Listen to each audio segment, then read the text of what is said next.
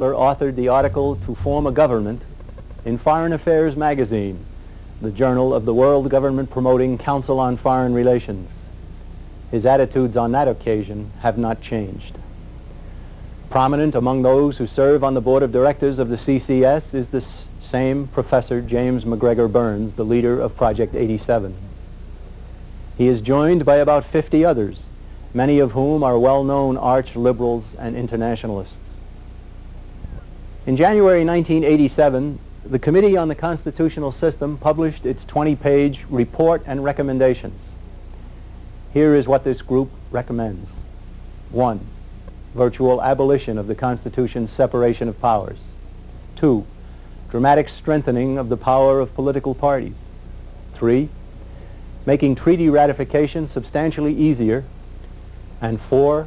Changing the American system to a parliamentary-style government. This frontal attack on the vital separation of powers is very revealing in light of the stress placed upon it by so many of the Founding Fathers. The Committee on the Constitutional System wants to concentrate vast governmental power in only a few hands, hardly what America needs. As can be seen in its report, the committee recommends strengthening parties as agents of cohesion and accountability. The danger here can be assessed by studying the systems in many nations of Western Europe and elsewhere. In these countries, England for example, political party leaders not only choose the candidates, but they then dictate how the elected representatives must vote.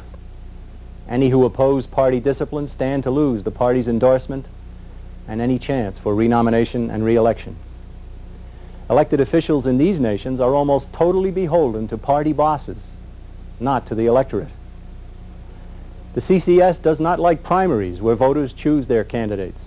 It wants to encourage, even to the point of compulsion, straight ticket balloting where a voter may not choose the best candidates, only the best party slate.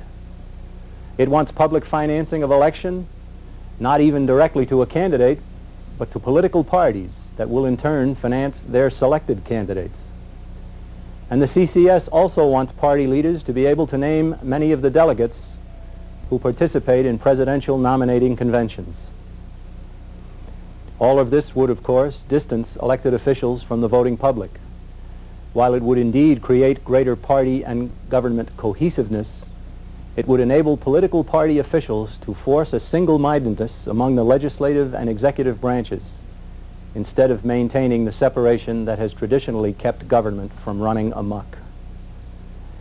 If all of this were to become a reality, not even a courageous senator or representative would ever again oppose the will of a president who shares his party affiliation. Would a president dare veto legislation supported by his party's leaders? How would any control over the party leaders be exercised by the people? Would there be any possibility that either an independent candidate or an independent thinking member of any political party could be nominated and elected? These are questions that the CCS does not want raised, but they are full of vital considerations. And there is more. Not only does the Committee on the Constitutional System want to concentrate vast new powers in the hands of unelected political bosses, it wants to weaken the separation of powers with specific amendments to the Constitution. One amendment urged by the CCS calls for 4-year terms for all House members and 8-year terms for senators, with federal elections every 4th year. This would require the holding of all elections for the House and the Senate in conjunction with the presidential elections. All of this, of course, would tie legislators more closely to the executive branch's leader, the president, as well as make it much more difficult for the people to vote out of office a congressman or senator who is deemed unworthy.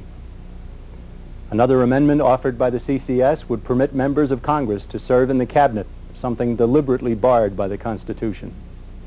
This merging of the legislative and executive functions of the government would surely weaken the legislative branch and concentrate more power in the already enormously powerful executive branch.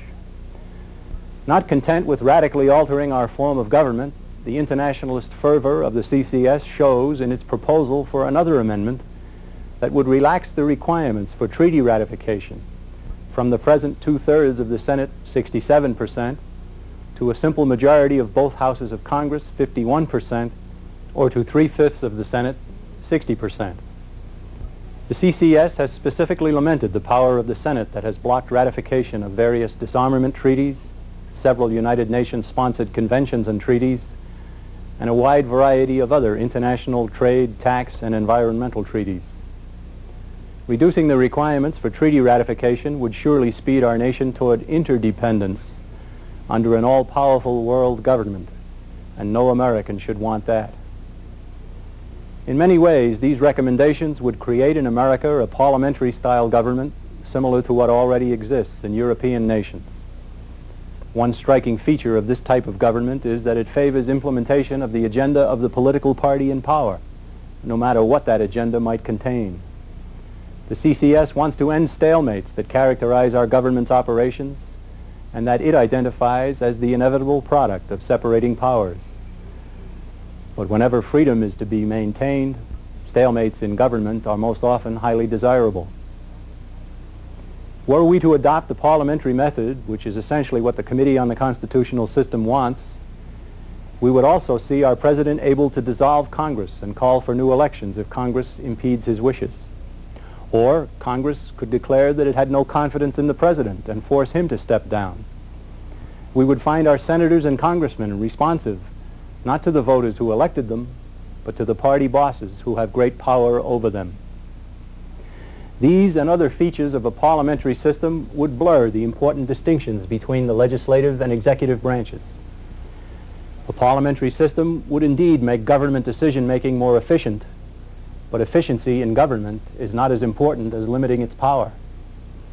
It might be true that Mussolini made the trains run on time in fascist Italy, but the cost of his efficiency proved to be enormous. The most efficient governments on earth are ruthlessly efficient. They can be found in the Soviet Union and the People's Republic of China. It is worth noting that there is no separation of powers in these tyrannies. What America needs is just the opposite of a dilution of the separation of powers that our founding fathers gave us, and we do not need conversion of our government to a parliamentary system.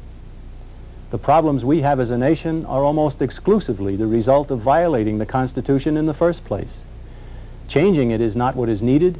Instead, we should return to the Constitution and cancel many of the programs and policies already violating its precepts. And each of the separate branches, especially the legislative branch, should reassert its constitutional prerogatives, many of which other branches have usurped. The Committee on the Constitutional System complains about our nation's mounting national debt. Yes, we have a huge federal deficit that threatens our future, but most of it has been accumulated because of federal programs that the framers of the Constitution never envisioned because they had taken great pains to forbid them. These programs should be abolished. Let us be specific. The Department of Agriculture has regulated many farmers out of business and now spends $25 billion per year in subsidies. Where in the Constitution is there any justification for federal presence in agriculture? The Department of Energy inhibits energy production, keeps our nation dependent on foreign suppliers, and produces no oil, coal, gas, or electricity, while costing over $10 billion per year. There is no place for an energy department in the U.S. Constitution either. The Department of Education spends over $15 billion each year, and educational quality declines proportionately with each new increase in funding. The federal government is nowhere empowered by the Constitution to have any role in the field of education. No one would ever suggest that federal welfare and medical programs should be terminated overnight, but they should never have been started. Each federal program designed to provide something at taxpayer expense to help the needy multiplies by 1,000 times the number of needy who demand the same benefits. These programs should be humanely and carefully phased out of existence. If they are not, productive America that pays all of the taxes will soon grind to a screeching halt. Poverty warriors and self-appointed spokesmen for the needy have all the evidence they need to arrive at this conclusion in Charles Murray's important book, Losing Ground.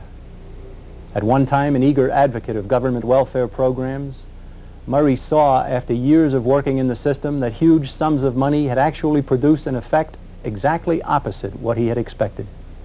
The war against poverty had been losing ground every year, as the number of those in poverty increased steadily.